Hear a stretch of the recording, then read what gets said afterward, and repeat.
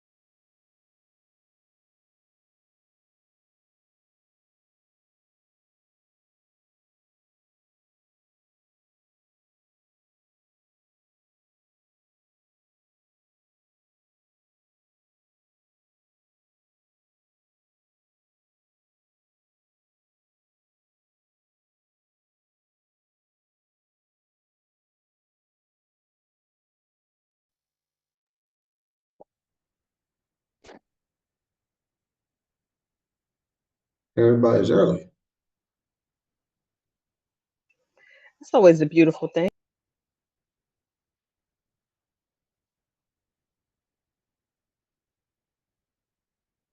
Everybody who's on, thank you for being on. We'll be getting started here shortly. Gonna give folks a chance to get on because yeah, y'all are early. God bless y'all. That's awesome. But you are in the right place.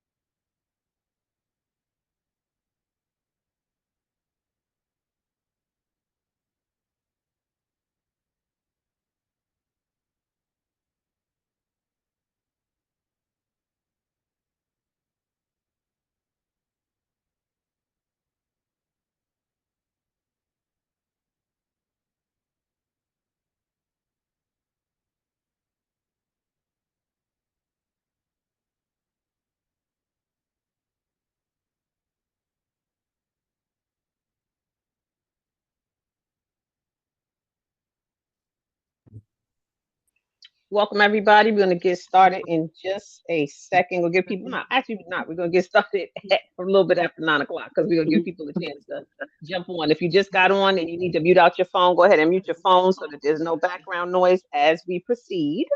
Because we want to make sure we have a crystal clear call, as clear as we can get anyway, right? Again, thanks to everyone for coming on, and I think you're gonna thank yourselves for coming on actually. When you see what it is that we have to share with you, because it's to me it's really powerful, and I think it will be to you all as well. So hold on for a second. We'll get started in just a moment. We are what at 8:58, so we're gonna give it to like 9:02 um, to get rocking and rolling, and then we will begin this conversation because that's really what it is. And no, this is not network marketing.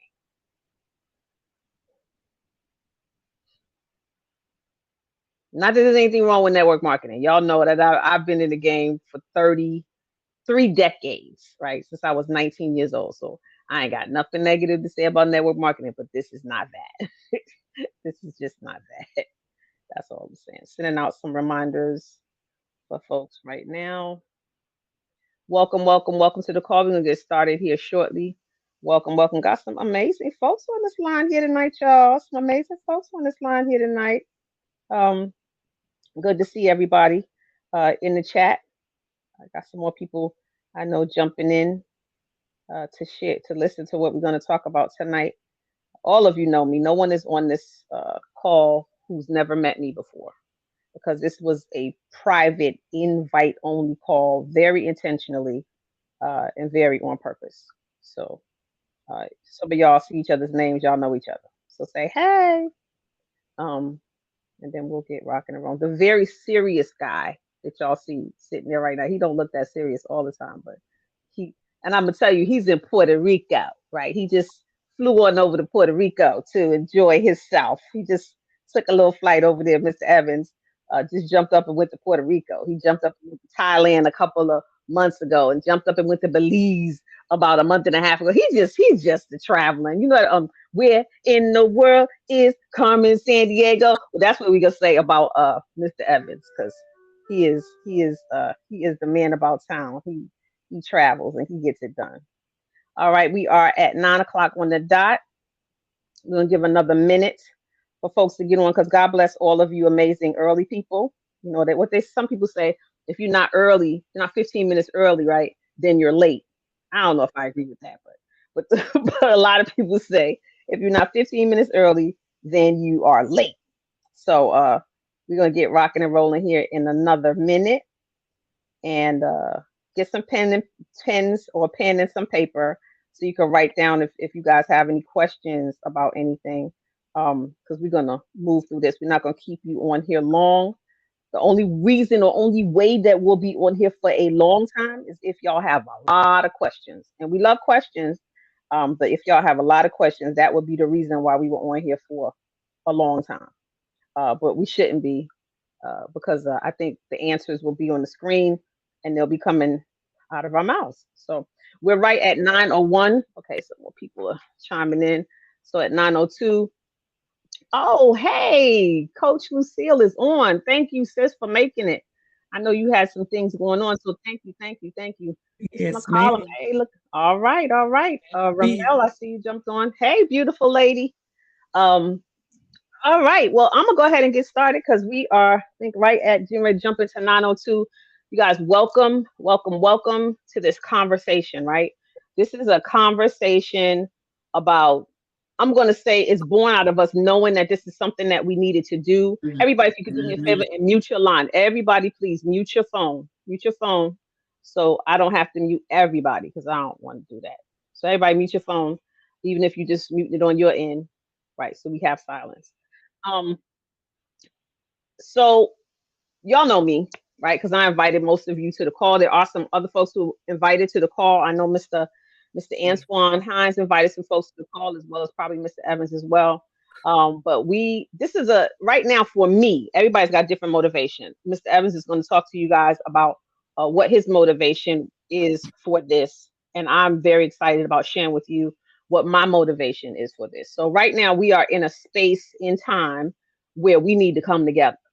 We are in a space and time where we need to figure out real quick, like real effectively, uh, how we can not make a way out of no way, but how we can be as productive, as progressive, and as aggressively as we possibly can, so that what's going on around us in the White House, at the Capitol, wherever it's going on, does not affect us.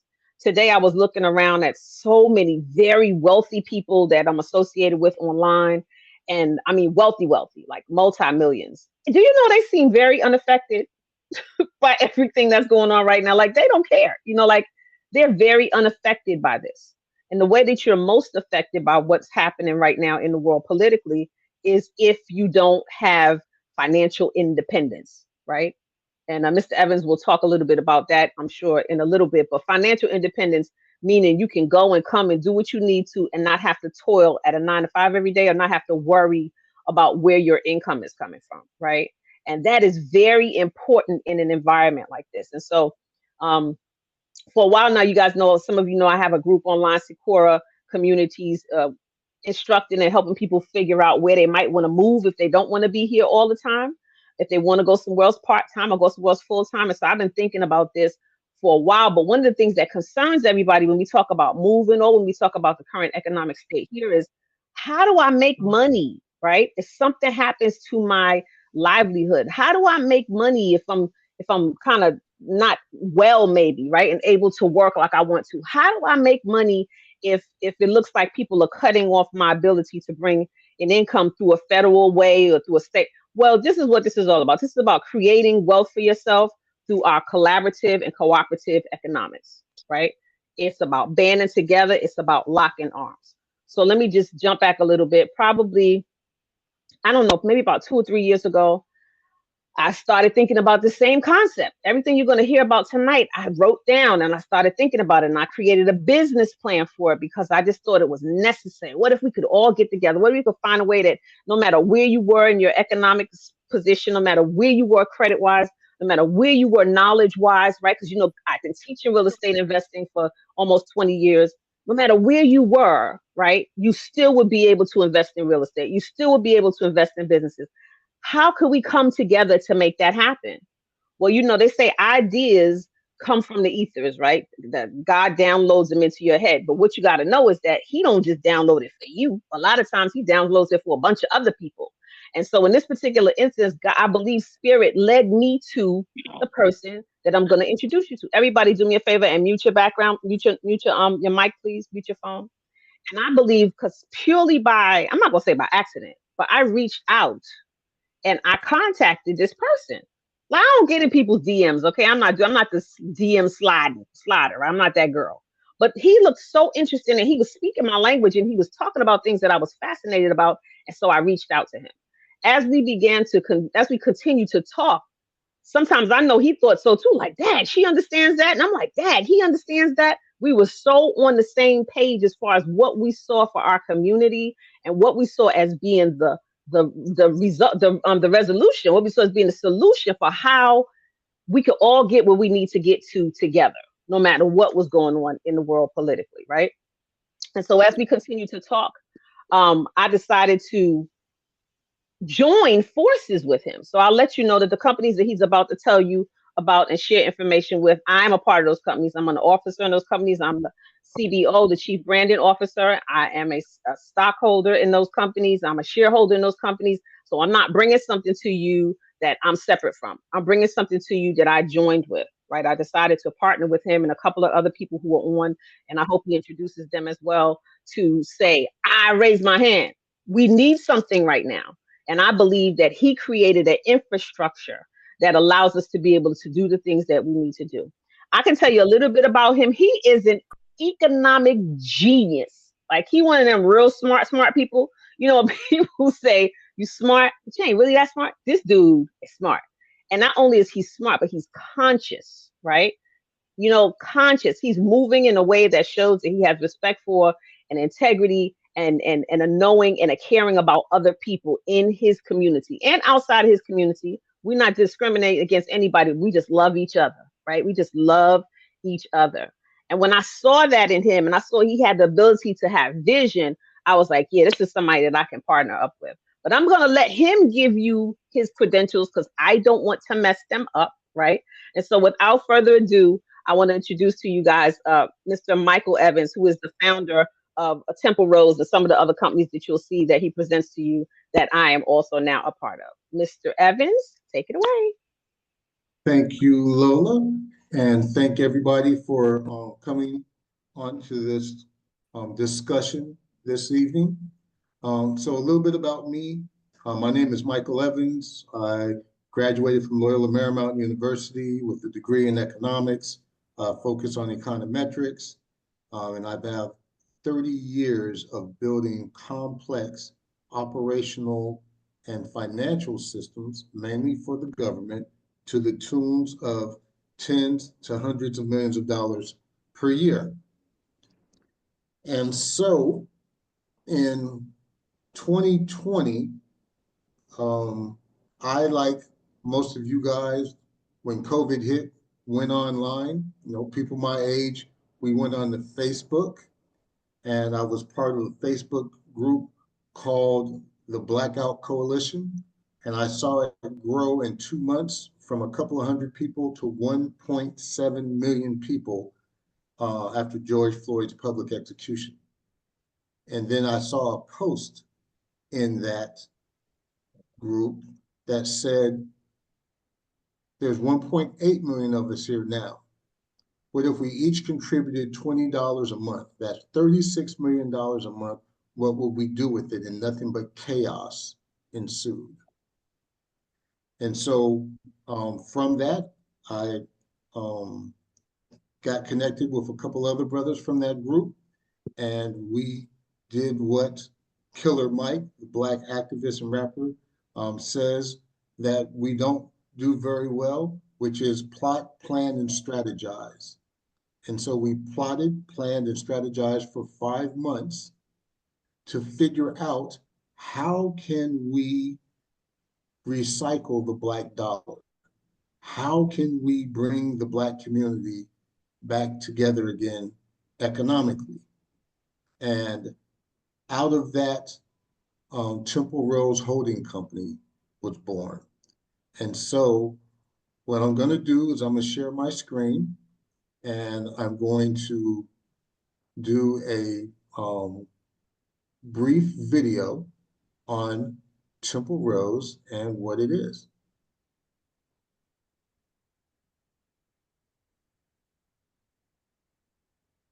Michael, the sound is not sharing.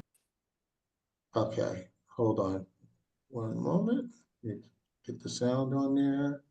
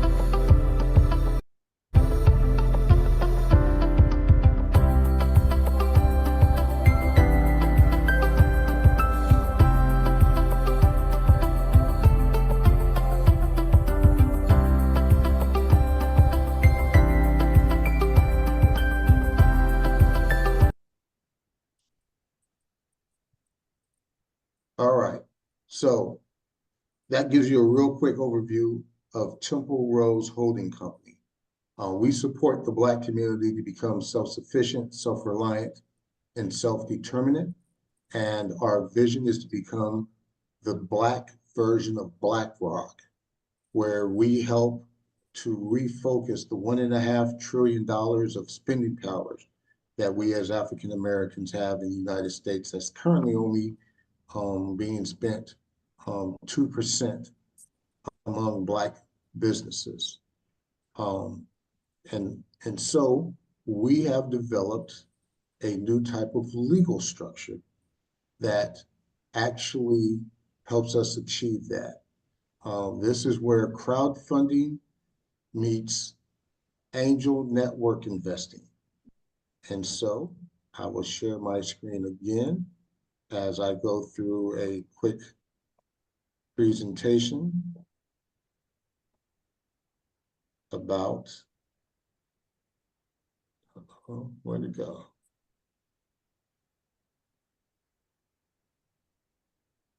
Now I gotta find it.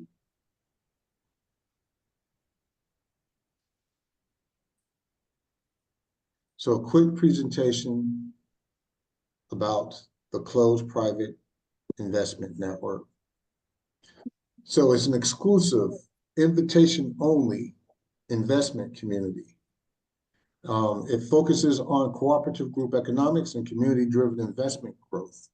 So our goal is not to maximize our individual profit, but it's to maximize the benefit to the community that we belong to. Some key features of the CPIN, and the CPIN is a network of investment clubs. There currently is not another type of organization that exists, and so this is, again, a new type of legal entity. And we specifically used investment clubs to take advantage of some of the loopholes of the SEC, and by creatively creating this network of investment clubs with a parent investment club and series investment clubs, we're able to allow like-minded people to practice cooperative group economics on steroids with little, if any, oversight by the SEC. So it is invitation only. The parent investment club presents curated investment opportunities to the investment club members. So we specialize in creating low risk, high reward investment opportunities across the assets of real estate, private equity, secured bonds, trading. There's really no asset class that we won't develop a low risk, high reward model for. And then we use special purpose vehicles to allow people to cooperatively invest in those opportunities. So the BNIC network, which is a wholly owned subsidiary of Temple Rose, is the parent club. And it's a series LLC formed in Wyoming that has the ability to create an unlimited number of subsidiary LLCs. We call them series investment clubs. And so it allows liability segregation and effective management and free choice. Each investment club is a separate legal entity with its own EIN number, with its own operating agreement, and its own members that control that investment club. But they are still part of the network of investment clubs, and they're still a subsidiary of the parent club. And so we present our opportunities using a special purpose vehicles structure. This is your typical general partner and limited partner partnership. So you have the general partner that manages the investment opportunity, and you have your limited partners that contribute capital and share in the profits and get first dibs at the profits, what we call a preferred ROI.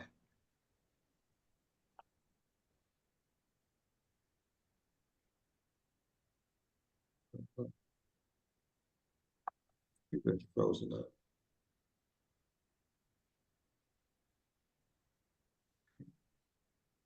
Let me see.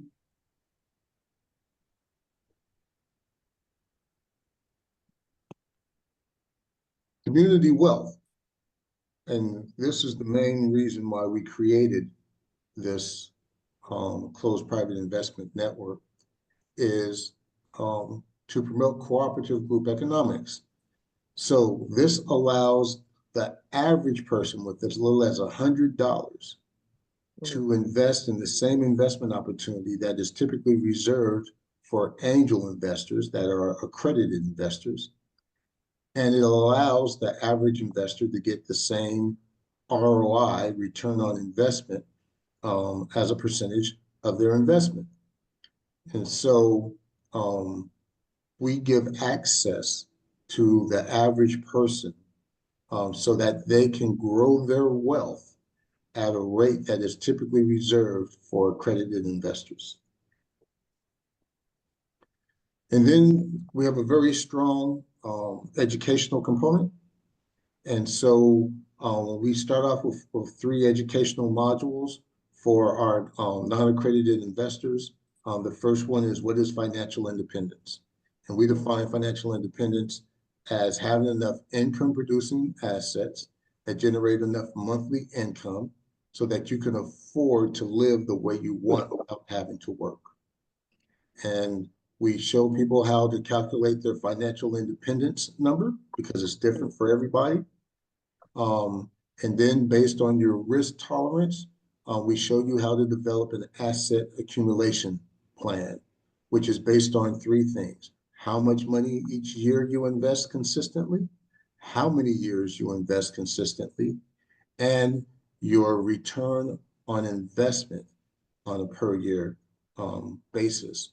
And that's where we make a difference, is because the investment opportunities that we present are low risk, high reward investment opportunities that you typically would not have access to. So again, why join the CPIN? Again, it's exclusive access to curated investment opportunities. We're transparent, and we practice cooperative group economics. There's enough meat on the bone for everybody to eat. We are regulatory compliant. We operate under the Section 482 exemptions for private placements. And so we have a rigorous process that we employ to make sure that we stay compliant. And so that's the CPIN. And at this time, I will take a real quick break to see if there are any questions so far. You guys have any questions? It's a lot of information, I know it is. But what the bottom line is, you guys, it's about, and I heard, I'm not gonna say who it was, but somebody was unmuted, and I could hear when you were mentioning the amount as low as $100. I heard somebody go, and I get it, because we're so used to being pushed out. You know, we got things to do with our money, right? So we're not just sitting around, you know, playing with monopoly money. We got bills to pay. We got, you know, people to help take care of it. So we don't always have liquid cash or money in excess to be able to invest in things like this. And also in addition to that, we're not allowed to if we're not at a certain economic level, because we're not considered to be accredited investors, right? And so many ways we get pushed out of the system, and we get pushed out of the possibility of building wealth by not having it already built generationally before us, right? From our ancestors. The reason why the wealthy people are wealthy, especially the old money, is because they've built on generation after generation, increasing that wealth. They had houses they had equity in, they had land they had equity in. Well, this pushes us to the front of the line and levels the playing field, right? That's why I'm excited about this, because nobody's left out, right? So instead of giving somebody, I don't know, some shoes for graduation or a birthday, you can give them now the gift of investment, okay?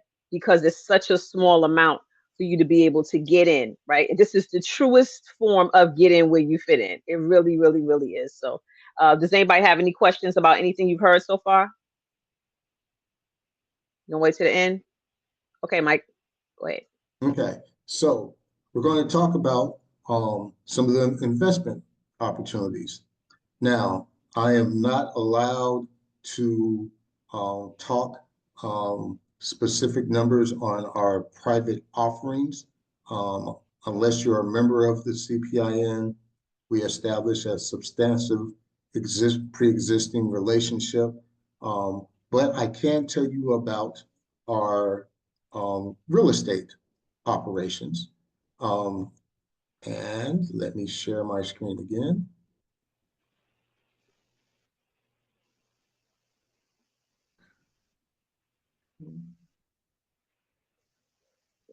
And so the BNIC network has a subsidiary that's a real estate investment management company. It manages real estate deals on behalf of investors, but it only does it for properties in the city of Detroit. And so it's focused on out-of-state real estate investors.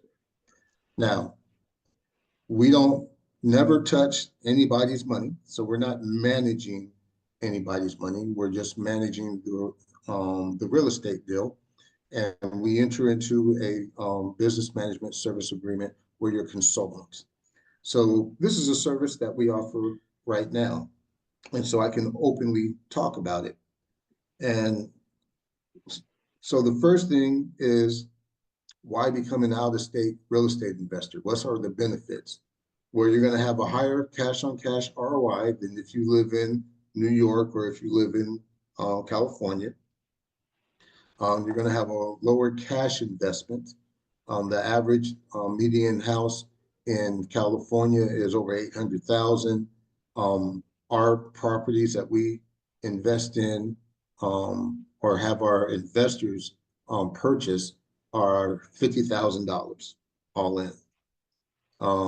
You do need to have better money management skills and better risk management skills. But why Detroit? Because Detroit is the best single family rental market in the United States, based on rent to price ratio, which is the monthly rent divided by the cost of a property, as well as the sheer number of properties that are in the low value range. We're talking about thousands of properties, thousands of distressed properties, thousands of vacant lots and boarded up homes. It's also one of the fastest appreciating real estate markets in the United States, specifically where we have our investors focus, which is 3-bedroom, 1-bath, 1,000 square foot house that's in the hood. 4 years ago, January of 2021, you could have bought a property and rehabbed it all in for $25,000, and that property would have generated $500 a month in rent. Well, that same property is now going for $50,000 and generates $1,000 in rent. So in 4 years, the property values have doubled and the rents have doubled.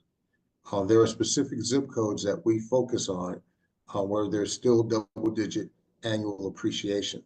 And they have some of the best rent-to-price ratios in the United States. So it's the best of both worlds. And so for those that are in Southern California, I say that the inner city of Detroit is very much like what the inner city of LA was after the riots in '92. And we've seen what has happened to South Central LA that's been gentrified. So I work with the BNIC network. Well, because we manage all aspects of the real estate deal, the entire process from close of escrow to acquiring a tenant is typically 3 to 6 months. We charge 2% to cover our costs, 2% of the purchase price, 2% of the rehab price. If we sell the property within our network, we charge a 4% sales fee. If you decide to keep the property and just rent it, add it to your rental portfolio, we charge a 1% of the gross monthly rent on a monthly basis, and that's on top of the 10% property management fee. And then we provide a preferred rate of 10%. So how much money can you make as an investor? So again, what we do is we create that turnkey rental investment property on behalf of the investor, and the investor needs $50,000 in cash or cash equivalents plus $5,000 contingency, so $55,000. You're going to keep 100% of the profit up to 10% of your invested amount. That's the preferred ROI of 10%. And then all profit greater than 10% is split 50-50 between the investor and the BNIC Network LLC. So the typical scenario is you spend $50,000 in 3 months, we generate a performing asset that's generating $7,500 a year in net operating income. We can turn around and sell that to an out-of-state retail investor. That's an investor that just wants to buy a finished property that already has a tenant in it and already comes with professional property management. And they want to get a cap rate, a return that's better than what they're getting in their local market. In Los Angeles, investors in residential properties are happy with a 5% return. If we give them a 10% return on a property that's generating $7,500 a year in net operating income, they'll pay $75,000 for that. And so we basically take your $50,000, we turn it into $75,000, creating $25,000 in net profit. So you get the first $5,000. That's 10% of your investment. The remaining $20,000 is then split 50-50. The BNIC network gets 10 and you get 10. And so you wind up with getting $15,000 on your $50,000 cash investment. And that's a 30% ROI over around a 6-month period. And then what we recommend to our investors, don't spend that $15,000, set it to the side, take the original $50,000, reinvest it, and let's do it again. So that in another 6 months, you got another $15,000. So that same $50,000 generates a total of $30,000 in 1 year. That's a 60% annual cash on cash return, and that's without using any leverage. Those are the type of investment opportunities that we present to people. Now, the worst case scenario, because we are risk managers, that's what we do first and foremost. The worst case scenario is that we can't sell your property for whatever reason. You've got to hold on to it, and you got to be satisfied making a 15% annual return off of just renting. That's the very worst case. Now, if you're a retail investor, again, you spend $75,000 to buy the whole property and you make a 10% return if you're part of our network. If you're not part of our network, then we're going to sell it to you based on a 9% cap rate, in which you're going to pay about $84,000. But it's still greater than the 5% that you're getting here in Southern California, and it comes with professional property management. And so you can be a passive investor and just receive that money that comes in around the 10th of each month. Now, through the CPIN, we are actually offering fractionalized ownership. So this is where a person with as little as $500 can own a piece of a property that's generating $7,500 a year in net operating income. They'll earn a return of 7 to 9% per year,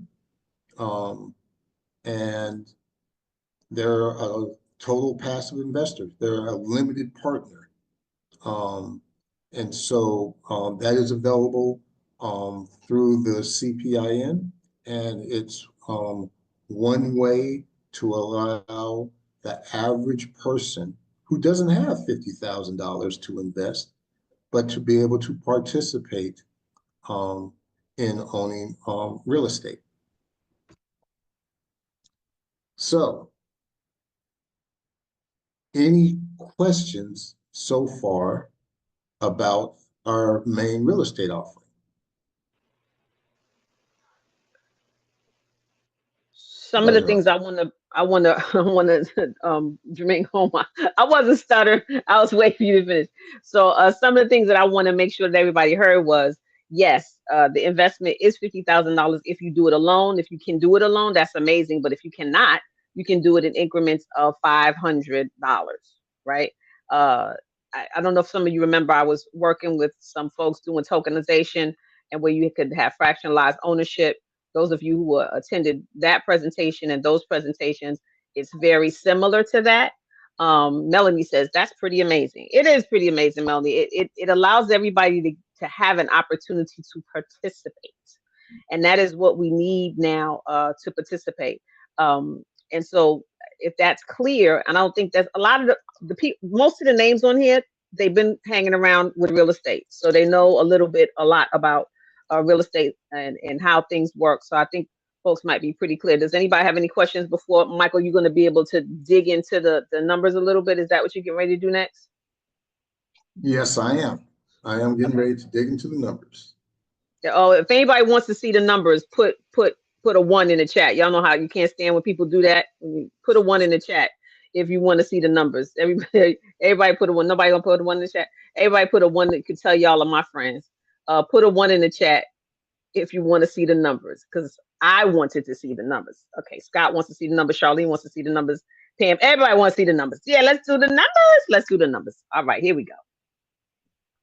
All right. So we talked about an average of $50,000, 6 months to do a deal. The average monthly rental income is $1,000. The monthly costs are no more than $375. And so that's where we get our annual net operating income of $7,500. And then when you saw the gross profit was 25,000, and of that, 15,000 went to the investor. And then you'll see here though that the net profit is 12,000. So you might ask, well, Mike, how did we get from 15,000 down to 12,000? And so this is part of the cooperative group economics. So the profit that an investor earns is shared. 1% goes as an administrative fee to the BNIC network to cover its cost of managing the CPIN. 10% when it comes back into the investment club is set aside as retained earnings, and then it is donated to a 501c3 of the choosing of the investor. Think of it like tithing. And then 9% is put into the residual referral program. And so the way that the residual referral program works is if you're an investor and you were referred by Lola, every time that you make net profit, Lola would make an amount equal to 10% of your net profit. And then the person who referred Lola would make an amount equal to 10% of her referral distribution. And then it would go on and on and on. And there's no limit to how wide or how deep a person's referral distribution network can be. And so it's not a Ponzi scheme. It's not a pyramid because there is no fee to join. There's no fee to remain a member. The only requirement to be considered an active member is that you have to deposit $120 a year into your contribution account. The contribution account is the account that you use when you're ready to invest in investment opportunities. And so you have to make a deposit of at least $20 a year, $120 a year into that. account. But as long as you have not committed money from your contribution account into an investment opportunity, you can withdraw that money at any time. So you can deposit that $120 today, and then tomorrow you can withdraw it back out. It just shows your intention of being an active member. And being an active member is one of the SEC requirements for an investment club member. And so we're all about profit sharing. And so in the end, the investor winds up getting about 80% net profit of the gross profit. And so this is one of the ways how we practice cooperative group economics. Now, there are going to be some investors that are like, I don't want to share my profit with nobody. It's mine. And if you have that attitude, the CPIN is not for you. I'll just be blunt and honest.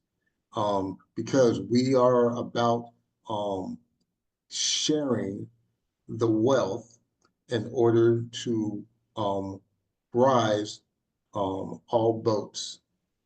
Okay. And so getting back to here. So this is why this net profit is down to 12,000.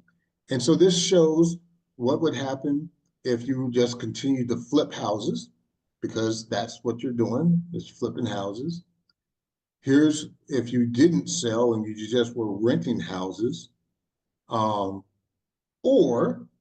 what we recommend is selling 90% of the equity in the property based on a cap rate of between 8.5% to 9%, which values the LLC at around $84,000. And if you sell 90% of it to limited non-voting members, then you can raise $75,000, right? It's just the same as though you were flipping houses, but now you get to keep 10%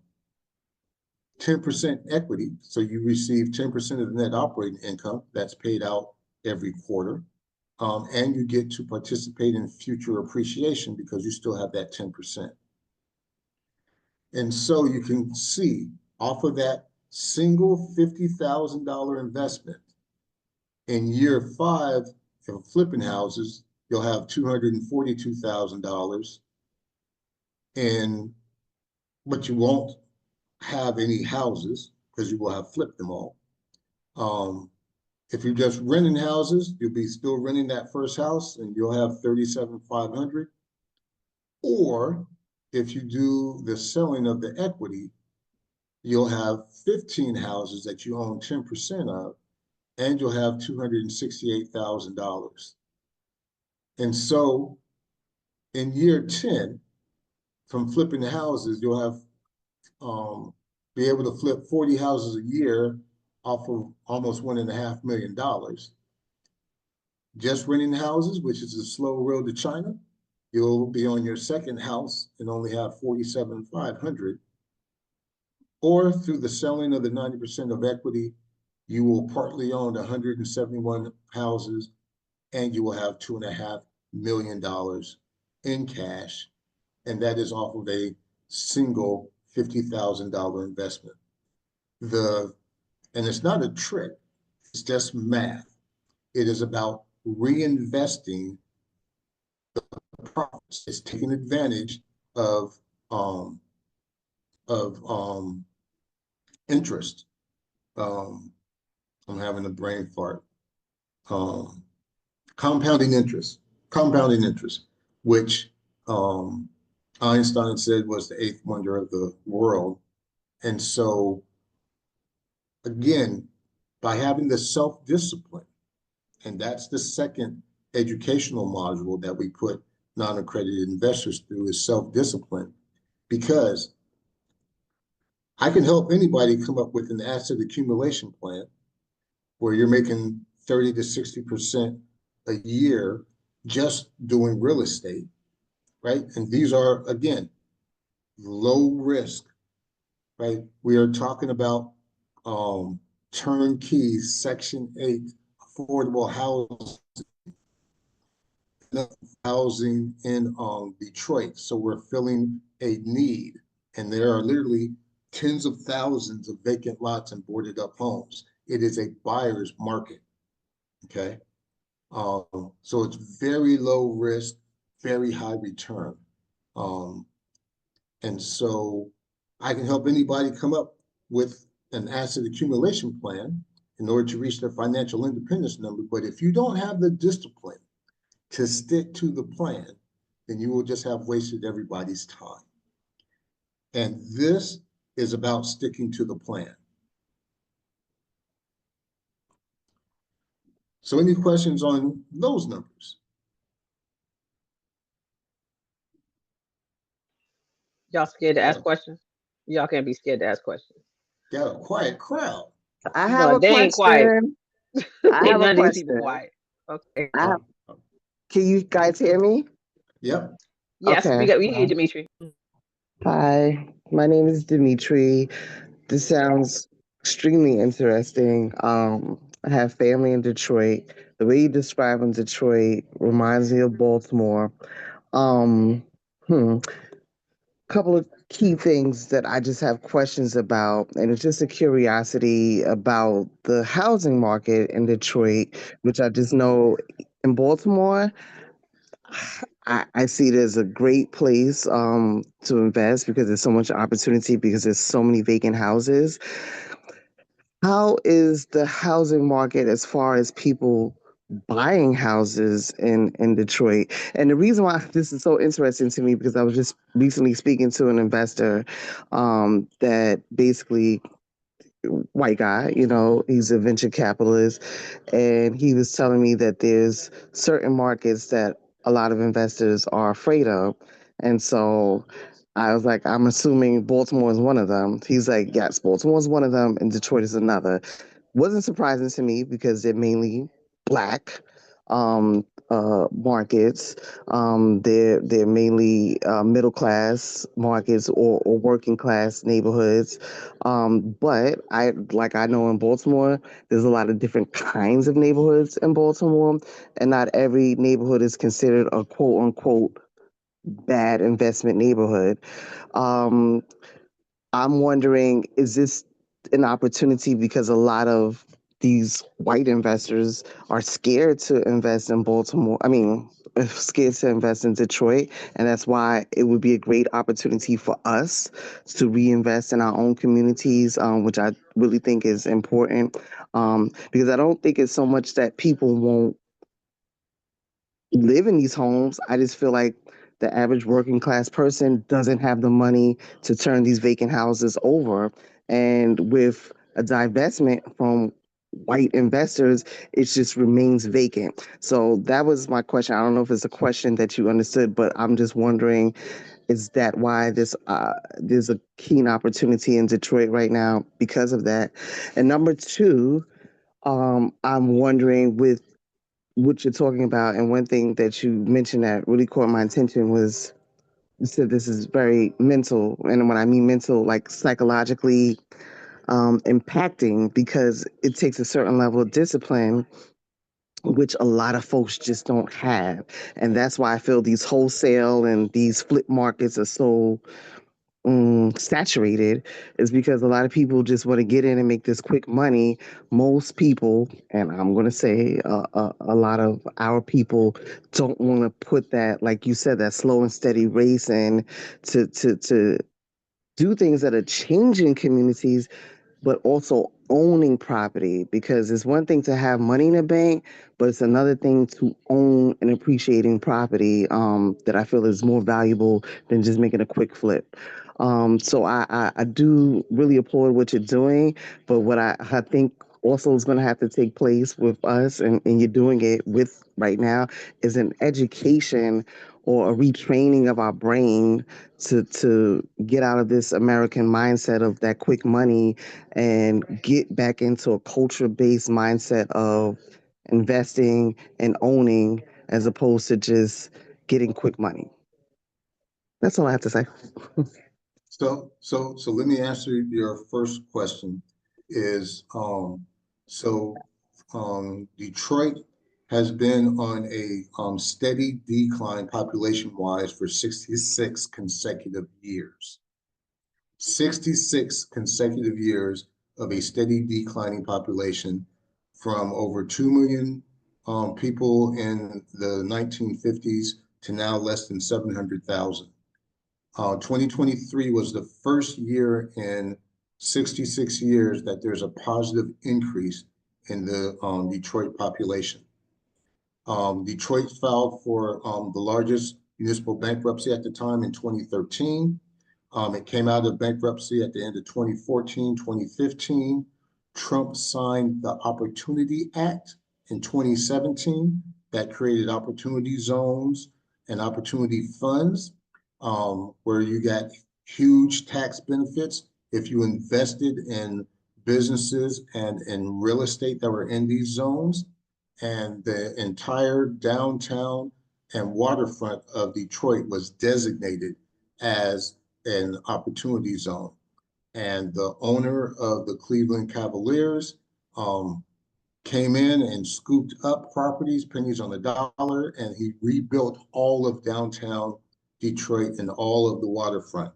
So they've got a brand new downtown, brand new waterfront, brand new sporting facilities.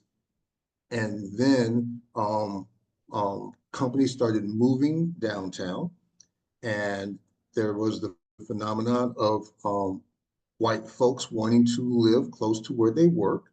And so the areas around downtown got gentrified, what they called Midtown, okay? But then the developers skipped over the hood, central Detroit, and went and played beyond 8 Mile in the suburbs. And what it has left is an incredible opportunity for we as Black folks to put our money together, to go in and buy up the hood, to keep it Black owned and controlled, to be able to redevelop it, improve it without gentrifying it, to be able to stabilize rents, and to ultimately create Black owned and controlled, private gated master plan communities. That's what our goal is, because there's enough meat on the bone for everybody to eat. If we don't do this, then Central Detroit will wind up like Central Los Angeles. It will be gentrified, and the people that used to live there will get priced out because they won't be able to afford the rents, they won't be able to afford the property taxes, and then they will be shoved to the outskirts, like what has happened here in Los Angeles County. So that's the first answer. And when it comes to ownership, we actually have a unique plan that we're not unraveling yet, but it's a path to ownership for people who are renters, because through the closed private investment network and through the strong educational modules, through our knowledge center, we are going to teach people how to become financially independent. And because we'll have a network of investors that own these houses, and through the opportunity zones, if you own a house for at least 10 years, and you use opportunity funds, which are just capital gains that you roll over, if you own that property for 10 years, when you get ready to sell it, all of that profit that you make on the sale is 100% tax-free. And so there's a method that we have for transfer of ownership by selling the equity in these properties to the renters, without them having to qualify on a credit score, you know, as a real estate investor, and really looking at it now from a lender perspective, all I care about is, do you have the money to get in, and do you have the money to stay in?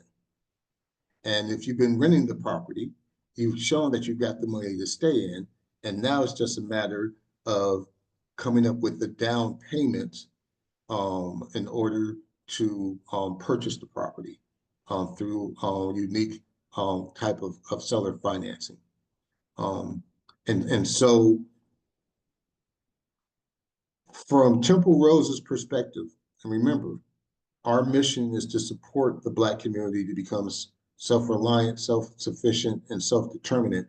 Real estate is a cornerstone of building that economic leg, but it's one piece of a 1,000-piece puzzle to supporting the Black community. And then I see Pamela, your hand was raised, so I'm gonna ask you to unmute.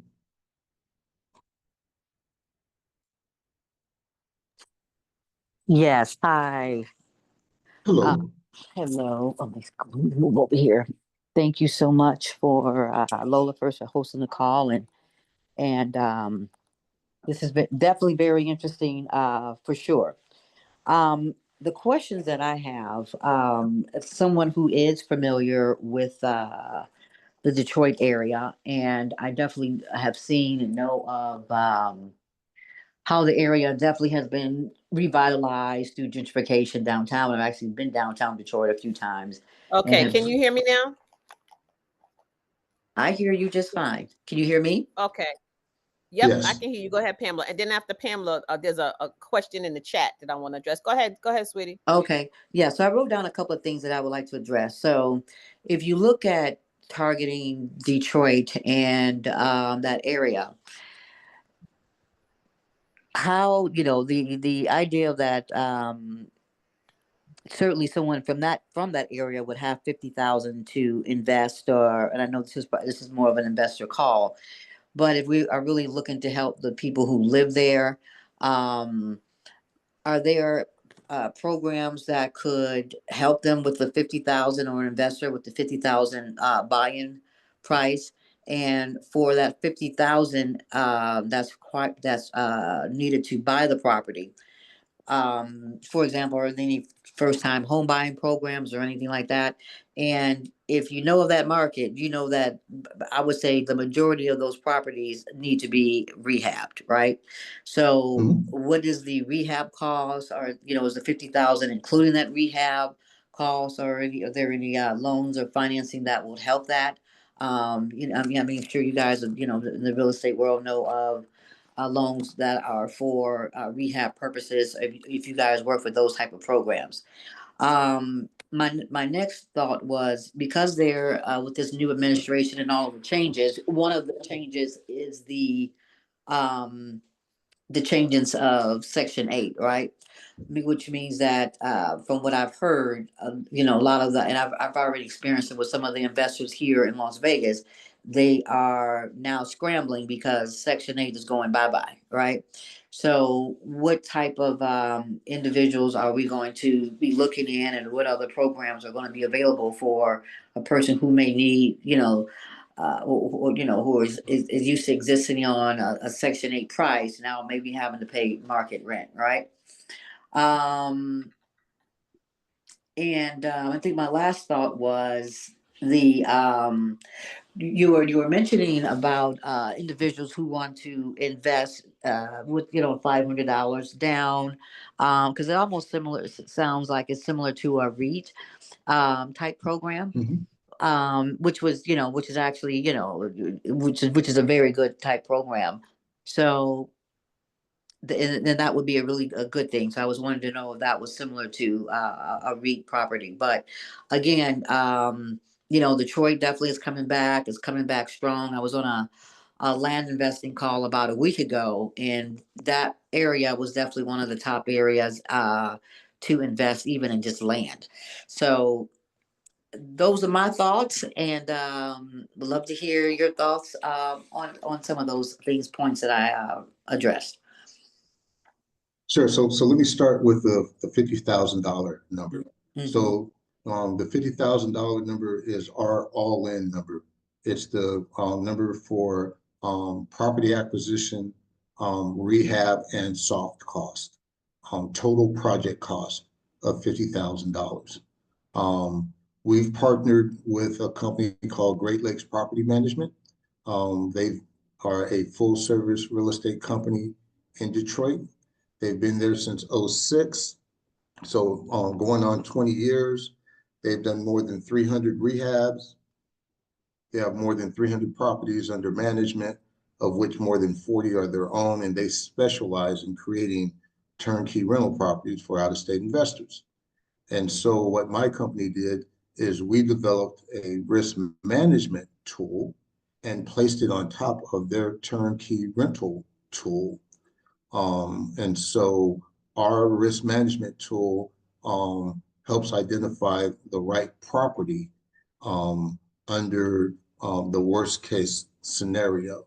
The worst case scenario is that you buy the property, you can't sell it, you're forced to hold on to it, and you need to make at least a 10% cash on cash return.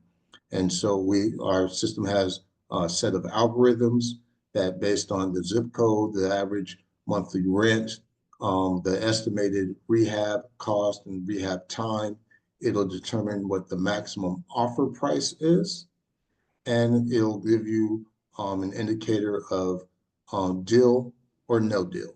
Takes all the emotion out of it. And then we have additional processes and procedures along every step of the way in which we then reinforce the assumptions and we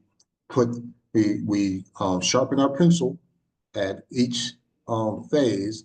We put the information back into our risk management system, and then if it continues to tell us deal, we move forward. If it pops up no deal, then we either stop, renegotiate the terms, or we drop out. And so we've got things like only refundable earnest money deposits. We use our own purchase agreement, which is tailored to be buyer friendly, and through the clause that the property must pass property inspection purely at the discretion of the buyer, is always our way out. And so we are risk managers first, but that's $50,000 is all in. Now, through the closed private investment network, we are developing an internal lending company, because right now there's no traditional lender that's going to lend on a $50,000 project. The loan amount is too small, and from their perspective, it's not worth the time and the money. There may be a handful of private money lenders, but we are creating our own internal lending company that will allow an equity investor to come in highly leveraged, 90% loan to value. And so instead of a $50,000 investment, now you've got a $5,000 investment. And instead of a 30% cash on cash return on the sale, now you're looking at more of a 200% cash on cash return on the sale. And then we are pairing that with what we call our closed sales system. And our closed sales system takes our private lending company, the flip company, which we've been talking about, and a buy and hold company that will automatically buy the property from the flip company if they're unable to sell it within a 3-month period. And we call that our closed sales system. And so we insulate ourselves from external market forces, don't care what interest rates do, don't care if the value of the property goes down. All we care about is the rent. And so let's talk about Section 8, because Section 8 is under attack. Well, so our program is designed to minimize risk. And one thing that COVID showed us was that this was the first time in US history where en masse landlords could have tenants that were not paying and could not evict them to replace them with paying tenants. No one managed for that risk. And so a lot of smaller landlords got taken out, wiped out, because they didn't have the proper reserves. Okay. And so this is where we decided to focus on a government third-party payer source, of which Section 8 is the largest, but there's VA and there's social services. But we also have additional business models that will be able to employ, such as renting to group homes. And group homes, rent rooms by the month or by the week.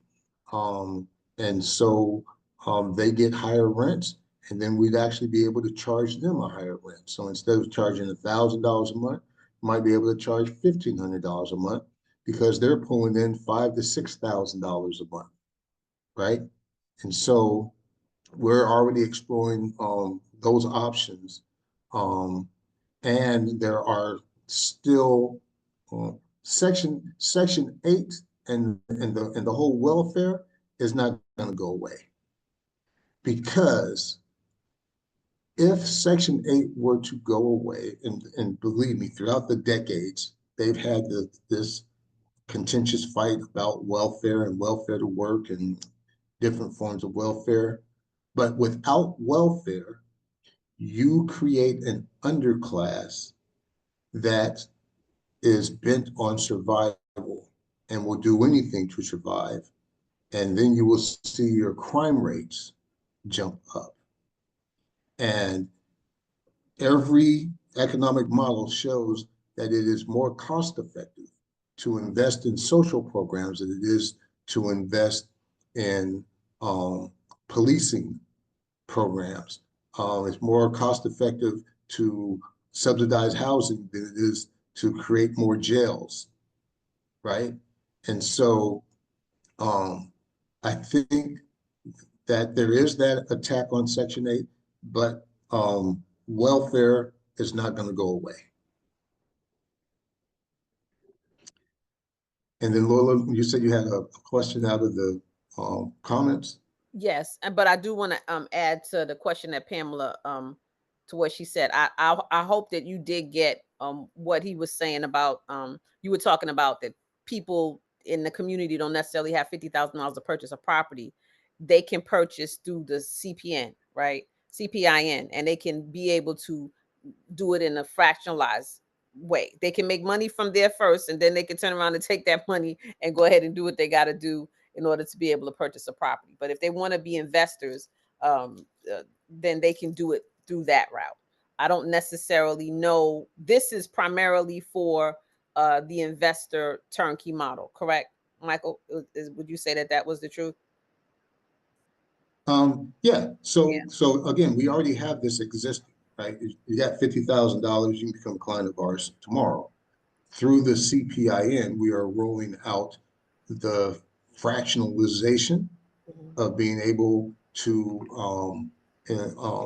with the list $500, buy part of an established turnkey rental property, and then through our closed, our private lending arm, which will be rolling out here, you'll be able to invest as little as $5,000 in order to own one of these properties. And a lot of you have heard me talk about co-living, right? Co-living model, as he was talking about when it comes to group homes, but co-living is becoming quite popular, especially here in the Baltimore area, for just everybody, right? Washington, D.C. has some co-living high rises where typically really the people only have they're renting rooms, and they're renting rooms for as much as $2,000 a month, right? Because that's what they can do.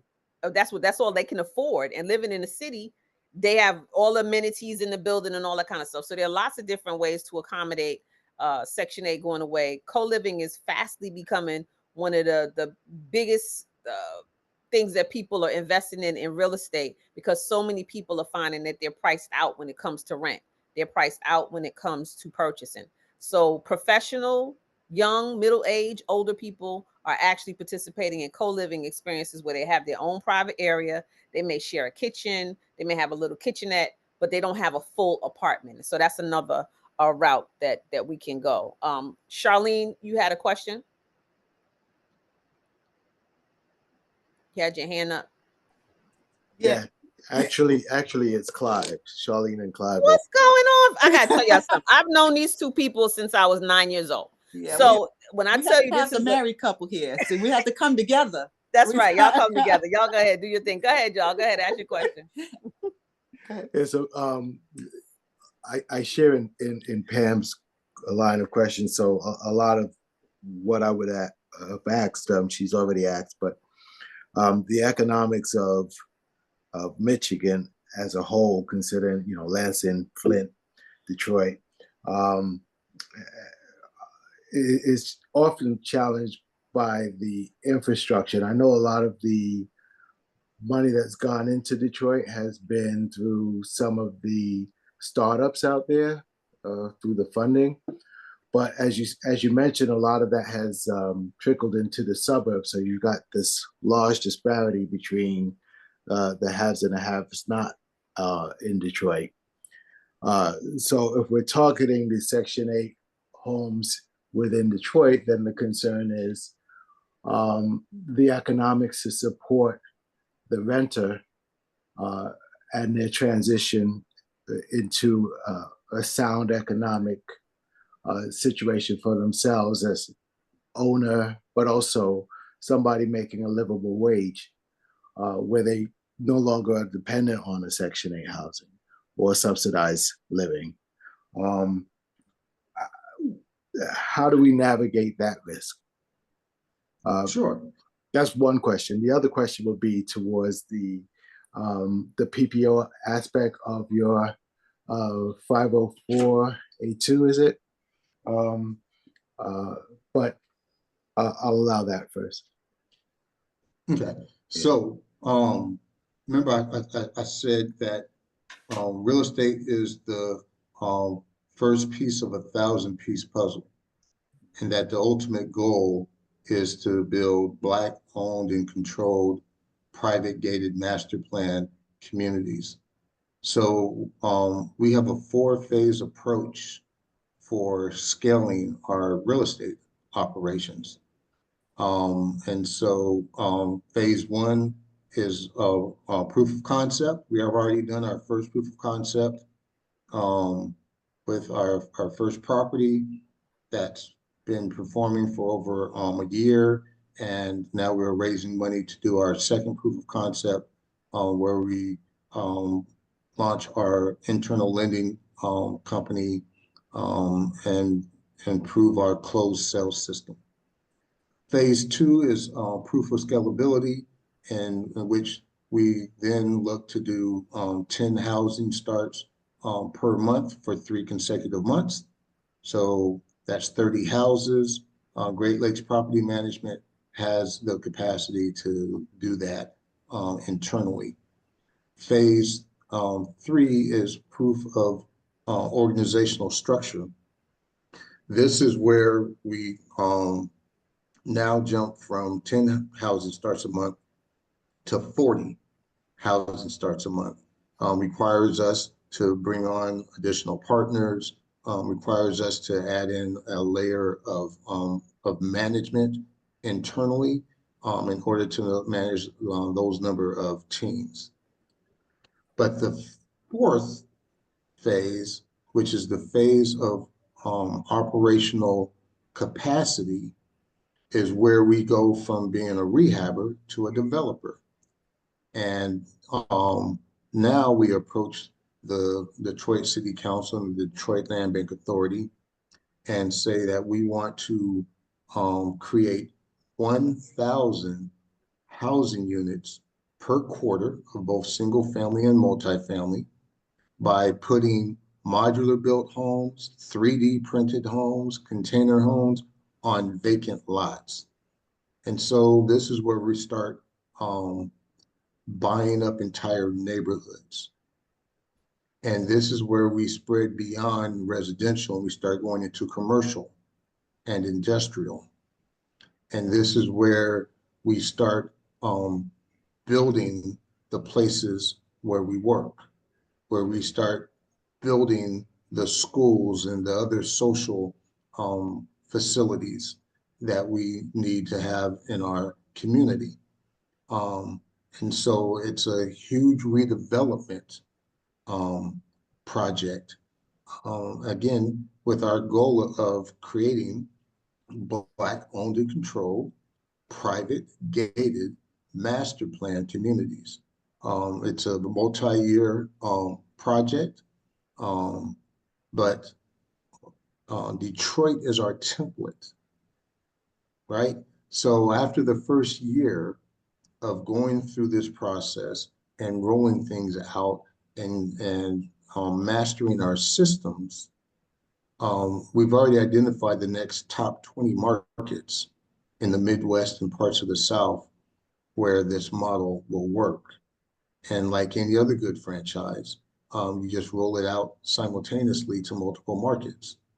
And so we are talking about doing a $150 million capital raise in the first year of this year to build basically 2,000 housing units in Detroit.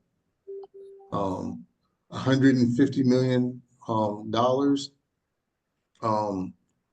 might get you a housing tract in Southern California. Okay, it might get you 100 to 150 homes, $150 million. But $150 million will get you 2,000 housing units in Detroit, plus a good start on commercial and industrial. And so that's the ultimate plan is to again make our communities self-sufficient, self-reliant, and self-determinant. And by taking out of state money and investing it in Detroit. Did that answer your question, Clive? Yes, but it also segued into the second part of the question, which comes down to the investment where you started talking about curating investments. Are those curated investments private placement offerings for startups within the Detroit or Michigan area? Or is that the goal? So Temple Rose, through the BNIC network, is going to offer various private placement investment opportunities. Some will 100% be related to Detroit, and they'll be real estate related, residential, multifamily, commercial, industrial, and there'll be also some businesses that are specific to Detroit that there'll be investment opportunities for. But there will also be non-Detroit equity positions for Black businesses. We are data driven, okay? And so we are looking for those companies that are sparkles. Sparkles are baby unicorns. And we have a methodology to grow a sparkle into an adult unicorn over a 5-year period without taking any equity. It's another unique business model that we've developed. And so, again, we're building a 1,000-piece puzzle. Temple Rose's goal is to be the BlackRock of the Black community. BlackRock has over $9 trillion of assets under management. Okay, it has its hand in everything, and when it moves into a sector or an industry, it changes and affects that industry. And so we want to have that same effect by bringing together the black dollar and refocusing it and making huge impacts. And so, this is the 1,000-piece puzzle that we're putting together, and the CPIN is the vehicle that allows crowdfunding to be matched up with angel investing, angel network investing. It allows the average person to get in on these private and placement opportunities that even through crowdfunding they don't have access to. Okay. Okay. Lots of questions, but I'll all right. Sounds good. I'll just defer until the next time I get. Well, and also what we want everybody who wants more information. I got 2 more questions I need to answer, but put your email in the chat, and then we'll reach out to you. We're going to send you out kind of next steps, or how you get more information, or how you can specifically, or get involved, or have us contact you, because we're going to follow up and contact everybody. So put your email address in the chat if you can, and our note taker will keep it, and then we'll be able to get information out to you guys. So Clive, I will talk to you and Charlene next weekend. Yeah, okay, right. Right, next weekend. Because what I told you about we'll talk next weekend. Okay, baby. Okay. All right. Okay, that works. And I did not ask, thank you, Clive. Thanks, Charlene. I did not ask this question for Michelle. She said, can you invest as a corporation or LLC on either side, on either the direct 55,000 or the retail side? So can you invest as an entity? So the answer is yes. And actually through the closed private investment network, because we're a network of investment clubs, if you have a legal entity that has its own tax ID number, we will give you your own investment club. And so you'll have total control over that investment club through your legal entity. But yeah, even now, if you just wanted to invest the $50,000, I actually recommend to my clients that they, well, one, we're going to, as part of the escrow process, we're going to create an LLC that is going to close in your name and own the property. So you're going to own the property in the name of an LLC. And that LLC will be front facing, and so title will be in the name of the LLC, title insurance, the lease, the property management contract, everything will be in the name of the LLC. And so that's what makes it very easy when you want to sell all or part of the property. You just sell all or part of the underlying interest in the LLC. So rather than having to go back through another escrow, you can literally sell your property in hours because it's just paperwork. And it's a private transaction, totally private transaction. It just has to do with the level of due diligence that the buyer does. But it's a private transaction. The change in ownership is not recorded anywhere except with the bank.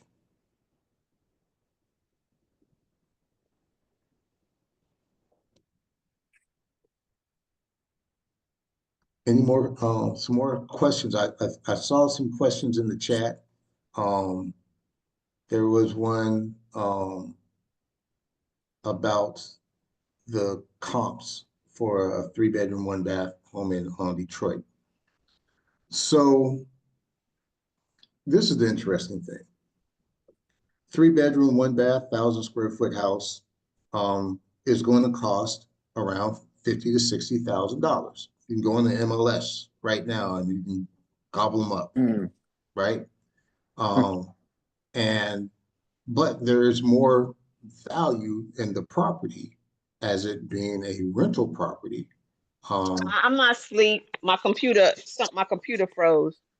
My computer froze. I'm not sleeping. There Everybody is sending me more text messages saying, "Wake up, Lola." I'm not asleep. there is more value in the property as a rental property because of the cash flow, specifically from an out-of-state investor's perspective. If you're in Southern California and you're used to getting a 5% return on your money, that means for $50,000, you're used to getting 2,500. And if I now say for $50,000, I can get you at least 5,000 if you're a retail investor, or I can give you $7,500 if you're the traditional investor, right? It's the numbers speak for themselves. And it's a Midwest mentality.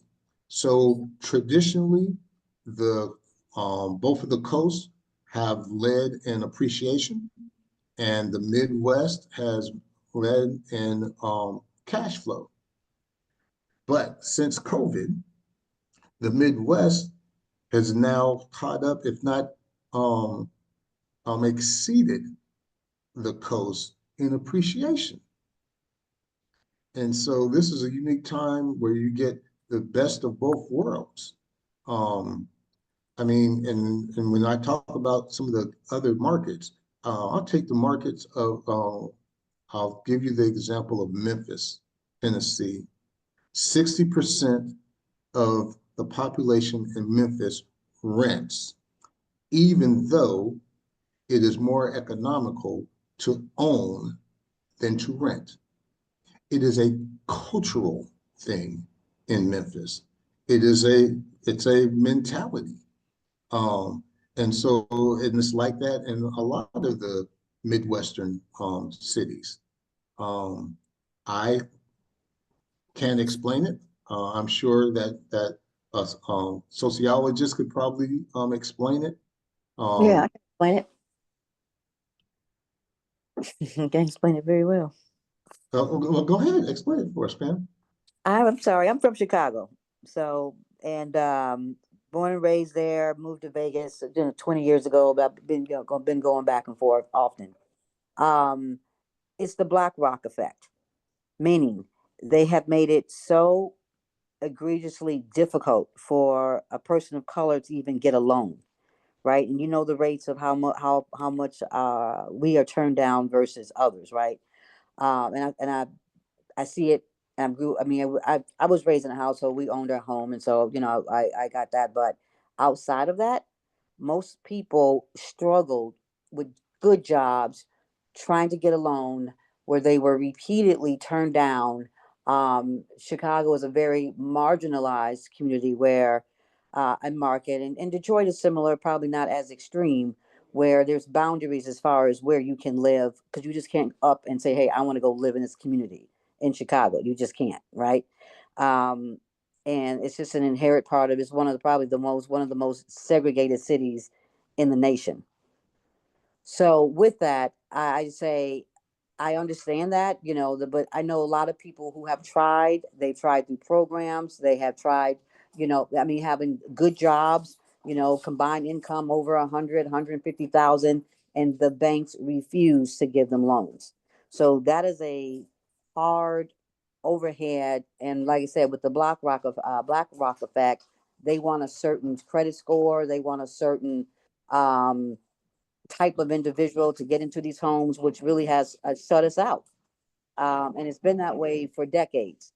Now, Detroit, that's a whole different, I don't want to go into it because I'm sure you know the dynamics there. That's a whole nother story, what happened to Detroit. But I just know that, being a Midwestern born and raised, I know our community has been devastated because of just their lack of wanting to lend to people that look like us. And even right now on the south side of Chicago, which is mostly a lakeside area, you wouldn't be surprised because it happened in Detroit. How many of those beautiful homes are being gentrified with individuals that don't look like us, that are taking up properties, and people that look like us won't be able to get in near that new Obama Center that they're building, which is right in the heart of the South Side. So it is a troubling story that we've heard over and over. You know, I used to be a realtor, was an investor, so this is a problem that we have faced, and you know that's why an organization like yours is needed. You know, because we need to have access to our communities, and we shouldn't be locked out because based on whether their algorithm or data says that, oh no, you're not qualified, but with somebody who has the exact same scenario, oh yeah, but they can get qualified, they can get the loan. That's a problem.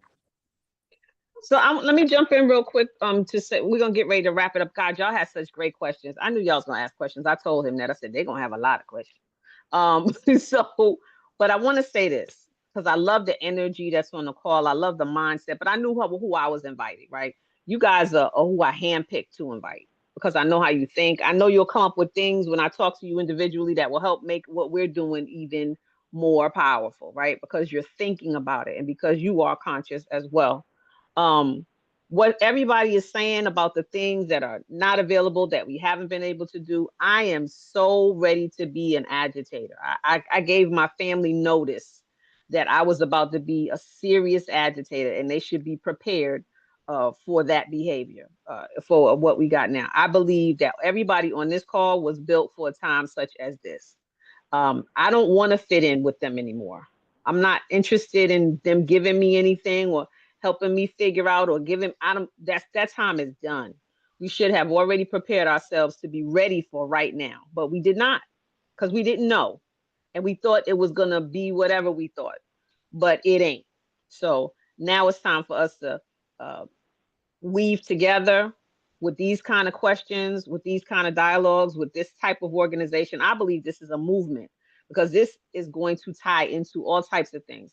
Clive mentioned the access that people have. Pamela mentioned my intention alongside of what we're doing here is to start teaching people how to be what we used to be, self-sufficient, right? And like on the paper thing, it says self-reliant.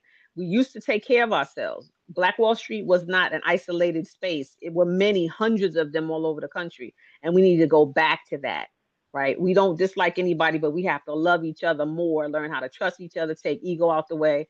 And if you really, really, really, really seriously understand and see this, one of y'all, I'm not even gonna say who it is, that sent me 20 messages about how amazing and exciting this is because now this person sees the ability to leave a legacy for her daughter where she necessarily did not see that before. So this is that. I'm sold out for it. I know Mike is sold out for it. You guys will see on the call. We have a couple of different folks. We didn't say anything. They haven't said anything. They've been quiet. But Julian Mosley's on the line and Antoine. Are you still on? Is Antoine still on? Uh, yeah, Antoine Hines. All of us are officers in this company holding different spaces. Everybody has the same passion about making sure that this does what we say it's going to do. And we're looking forward to connecting with you guys to make sure that you're a part of that. I see nothing but excitement. I love questions because that means it touched the point that you feel that you want to address, that you think is important, that is necessary for us to address. And so what you all put your emails in there. Whoever didn't put your email in the chat, if you're interested in having a further conversation, put it in there. You'll be directed to a link where you can do an intake form or we can get on the phone and have a chat. We will be doing this again. We have to talk about how often we'll do it. It's always going to be invite only. The next time you all come back, I would love for everybody to bring at least 1 to 2 people with you because the only way we not just survive this, the way we thrive, I think this is a correction. I'll just be honest with y'all. I ain't mad because I feel like it had to come so we could wake the hell up and do what we need to do. It's just that simple.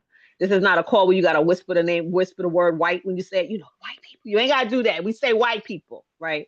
Because we talk about supporting us and supporting each other. So I think so. Melanie has a question, and then we're gonna see if anybody has one more, and then we're gonna wrap up.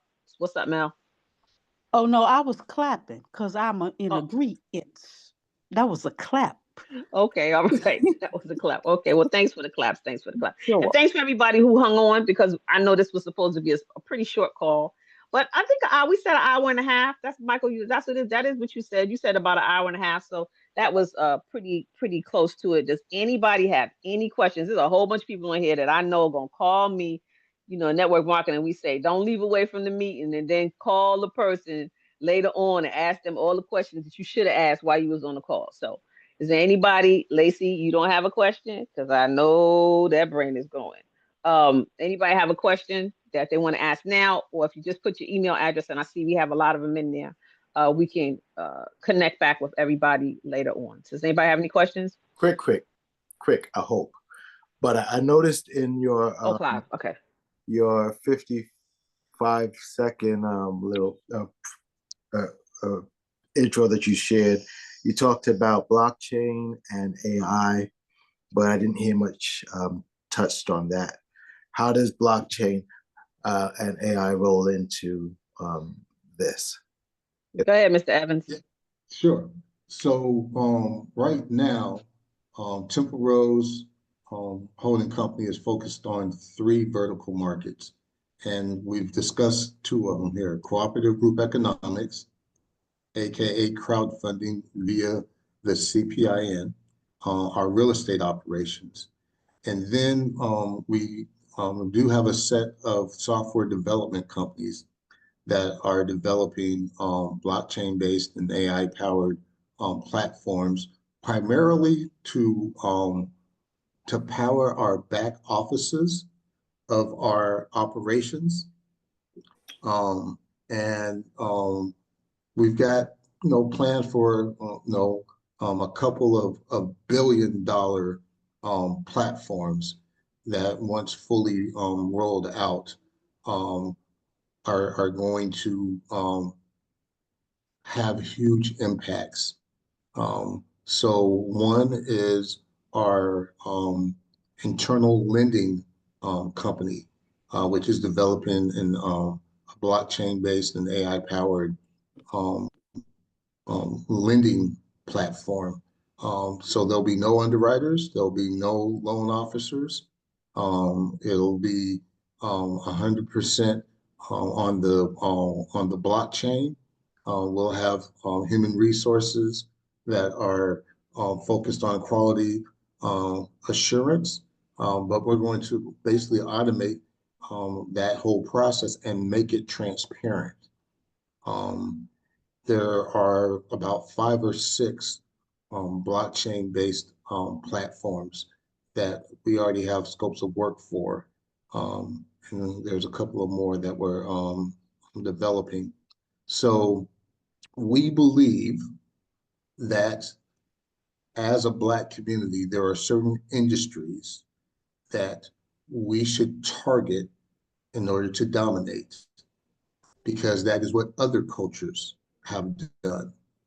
And so it's a shame that we are the greatest entertainers in the world, and yet we don't dominate the ownership in the entertainment industry. We are the greatest content creators, but we don't dominate the platform for the distribution of content. We don't own data centers, and we don't even own a telecommunications company. And so,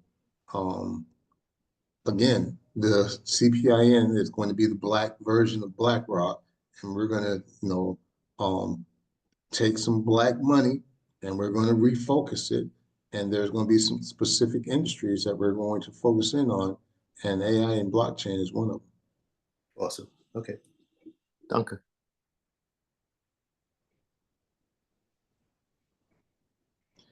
Any last questions?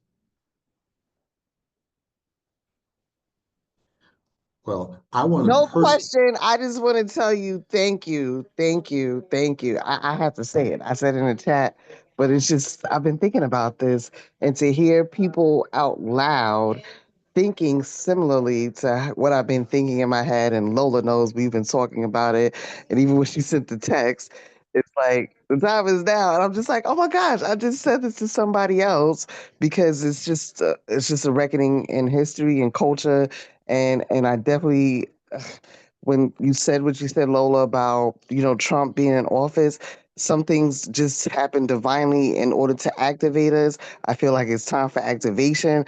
I feel like if we would have had Miss Harris in the office, we would have been complacent and we feel like, oh, we have our black woman president. Now we can sit back and relax. And we always do that when we get somebody black. We relax. And it's never time to relax. It's never, Never. ever time to relax. So this is just honestly an opportunity for us to reactivate ourselves. Take control of our culture, do the things that we had to do before civil rights, because as far as I'm concerned, that was a retreat in our cultural economics. And anytime that America has done something for us, it wasn't for ethics and values, it was for economic gain. So That's right. I just know that this is where we're at now, and it's just time for us to be in the front seat of our lives again, and start doing instead of complaining and getting on social media talking about this man in the office. And it's just like, okay, so what are you going to do? Because we have step down from being doers to talkers. And I'm just tired of talking to people about stuff. And I do my own little thing, but I love to collectively and cooperatively and cohesively do things with my folks, because that's the only way we're going to actually get it done and make an impact that is not just for ourselves personally, but for our culture, because nobody's ever done that for us but us. So just thank you. I just love it. And just I'm just excited. Well, I want to say too on her behalf, and she's a I love talking to this woman. Let me just say that she has become one of my closest confidants and friends because she's such a powerhouse. This lady bought a house. I want to say what 10, 15 years ago, a building in Baltimore 10 years City, ago, yes. Hmm. right? And it was just nothing. It was a shell. Okay, 12-unit building, and she held on to that place for how many years, D? How long did you 10. hold on? For 10 years. Actually, I held on it for 10, and it developed.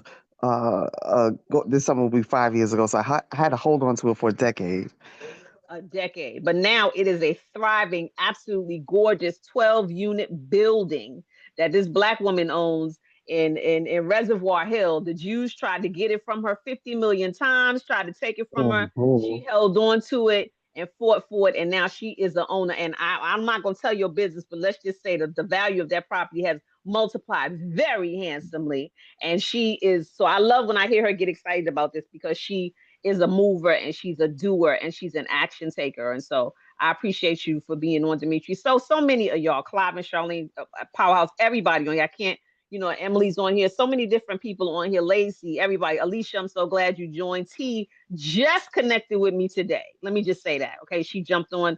Coach Lucille is on. Everybody is on. Jam was on. He had to jump off. James, thank you for being on here. Oh no, Jam, there you go.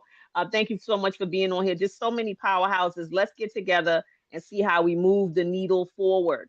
Let's don't just talk about it, y'all. Let's be about it. 100%. Okay. Any closing remarks, Mr. Evans? Yeah, so I just want to thank everybody for taking time out of their busy schedule. You could have been doing something else, but you took the time to come and to listen, to have this discussion. Um, and the Killer Mike says that we need to plot, plan, strategize, organize, and mobilize. And after George Floyd's public execution, he said, we are great at organizing and mobilizing. We are not good at planning and strategizing. And so we've done the planning and the strategizing. And, I've spent the last 30 years taking people's strategic goals and operationalizing them. I've been doing it for rich white folks in the government. Um, and now I take that skill and I bring it here for the Black community to take advantage of, and for us to stop talking and start doing. So I thank each and every one of you, and we'll be reaching out to everybody that put their email into the chat. You're on mute, Lola. And for those of you who didn't put your email in the chat and you're going to call me, we'll talk to you too. All right, everybody. Good night. Thank you. Thank you, Michael. I appreciate you. Thank you, Antoine, for staying on. I think Julian just got up. Thank you, everybody, for being on. We appreciate you. And we will talk to you soon. Good night. All right. Good night. Good night.